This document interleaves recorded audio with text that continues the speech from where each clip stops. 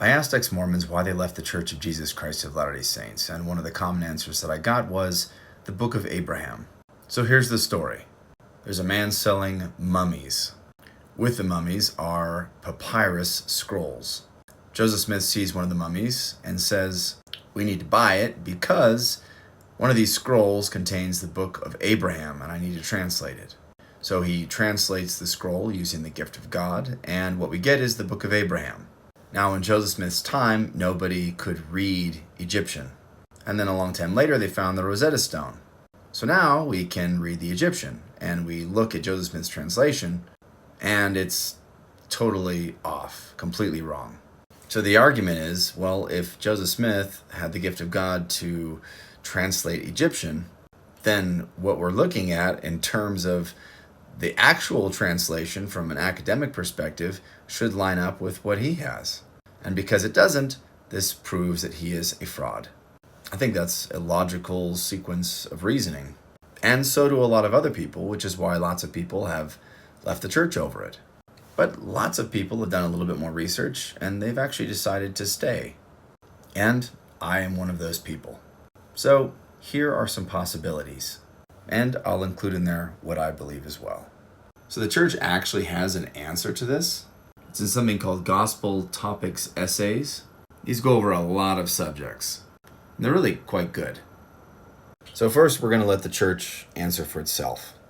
The church website states that there are only fragments that have survived to today.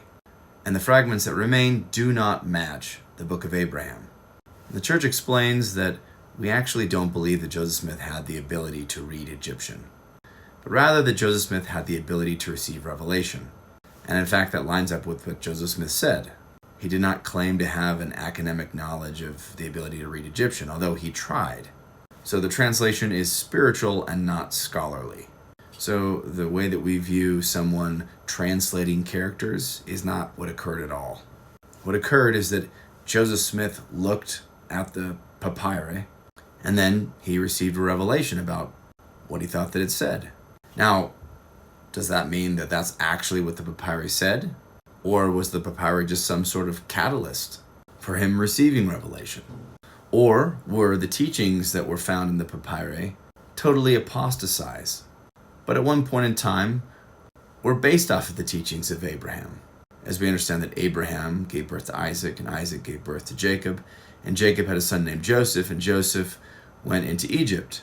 And so Egyptian theology may have been very impacted by Abrahamic teachings. So perhaps the revelation that Joseph Smith received was actually the original true teachings of Abraham, whereas what was on the scroll was actually apostatized teachings. The church website does point out that there was documentation of a longer scroll, and it's possible that that was the record of Abraham. This scroll was burned up in the Chicago fire. So there's no way to verify this. The church website also points out that many elements of the Book of Abraham align with what scholars have discovered about the ancient world.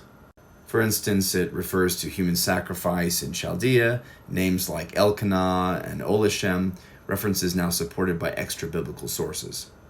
Its poetic structure and cosmological teachings are also consistent with Near Eastern traditions. Ancient texts likewise speak of Abraham's role as an instructor of astronomy in Egypt, mirroring accounts in the book.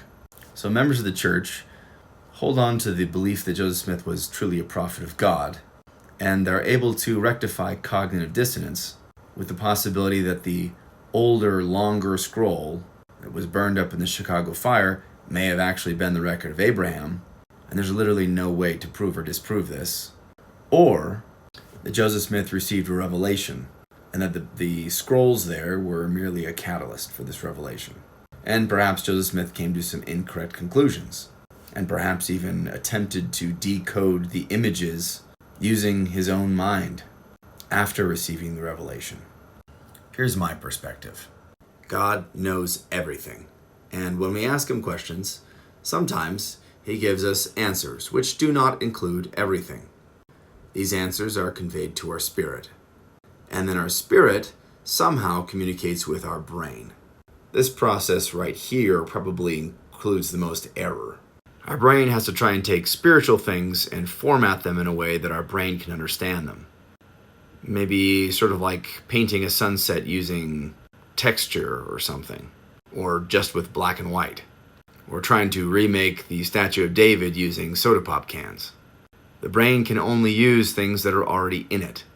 But then once the brain receives it, it then has to relay it. Sometimes this is into language, which the language center of the brain is Broca's area. That's one of them. Or it could be done through the emotional centers like the limbic system, resulting in peace and joy. Or perhaps to the visual center, where it's somehow manifest onto the visual cortex. Perhaps in a process similar to dreaming, where information does not come through the retina and optic nerve, but rather from other areas of the brain and then go on to the visual cortex. Now, recognize that whatever comes to our memory is going to be an interplay of the brain and the spirit and lots of other things. You might imagine a spaghetti strainer. You want the water to pass through and not the spaghetti. Think of the spaghetti a little bit like your own brain, your own thoughts. And the water goes through, being the revelation, and you try to keep the spaghetti noodles, your own mind, your own biases, your own ideas, your own intellect. But sometimes some noodles get through. And it's my belief, what makes sense to me, that in the process of Joseph Smith receiving revelation, that spaghetti noodles pass through the strainer. Some of his own thoughts, his own ideas, his own biases, his own intellect came out into the book of Abraham. Probably somewhere in this step. The conclusions that he came to that were incorrect, him trying to translate some of these images, not actually having any sort of academic or scholarly knowledge of what any of it meant, but trying to figure it out with his intelligent brain. And so this whole process, this is what we got. A spiritually uplifting document, not something that I would look at for historical accuracy, but instead for spiritual insight, which is actually exactly what the church says. They say ultimately the church teaches that the book of Abraham's value is spiritual rather than historical. Its truth is understood through study, prayer, and personal revelation. For believers, the book's doctrinal content, its insights into God's plan, the premortal existence, and the role of the priesthood affirm its divine origin regardless of the unresolved questions surrounding its translation. It's viewed as a spiritual document, not a historical document. Joseph's translation was not scholarly or academic, it was spiritual. And being spiritual, it's subject to the spaghetti strainer analogy with Joseph Smith's brain, his intellect, his biases, his presuppositions, ultimately finding its way into the text.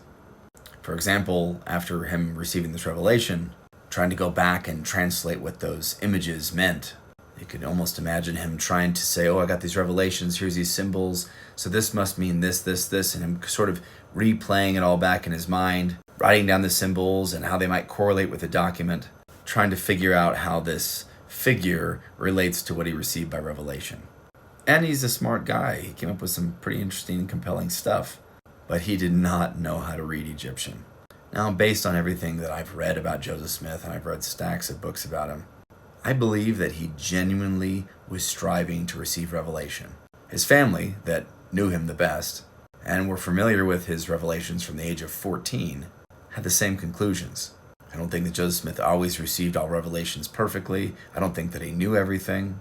I think he was barely successful in doing what the Lord wanted him to do.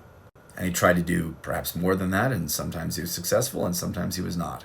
So why am I not running out of the church? And there's a possibility that he might have been a con man or that he might have made mistakes. Well, I believe, imperfections and all, that Joseph Smith was a prophet of God. Some people believe that he became a fallen prophet. That's possible. But at the very least, worst case scenario is that he was a genius. A genius who made the best church on the earth. A church that helps me develop a closer relationship with Jesus Christ. Now, I believe that he's a prophet. But if it was the worst case scenario, what are my alternatives?